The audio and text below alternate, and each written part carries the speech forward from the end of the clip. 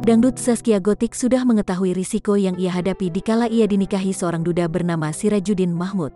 Pernikahan dengan Sirajuddin Mahmud di tahun 2020 harus membuat Zaskia Gotik lapang dada karena suaminya masih menjaga hubungan baik dengan mantan istri, Imel Putri.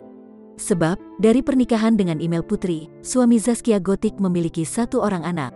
Zaskia Gotik mengatakan, jika dirinya dan mantan istri Sirajuddin Mahmud memiliki hubungan yang baik.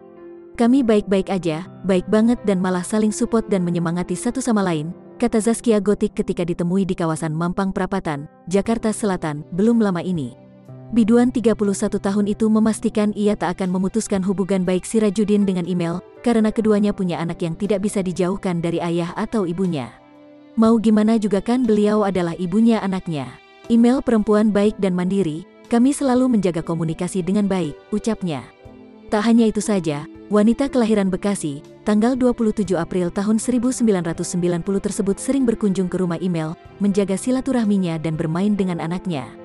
Bahkan, mantan kekasih Vicky Prasetyo itu mencurahkan perhatiannya kepada anak dari Sirajuddin dengan Imel. Karena ya dia juga anak dari suami saya, anak aku juga anak dari suami saya juga gitu.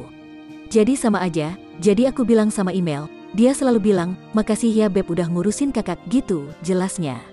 Ya saya bilang, oh iya sama-sama karena kakak udah seperti anak aku sendiri nggak ada bedanya. Jadi udah aku anggap seperti anak aku sendiri, seperti itu, tambahnya. Walau tak pernah menghalangi hubungan Sirajuddin Mahmud dengan Imel Putri, Zaskia Gotik menegaskan bahwa pernikahannya dengan sang suami masih baik-baik saja.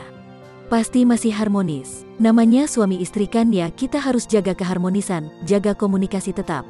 Itu pasti, ujar Zaskia Gotik.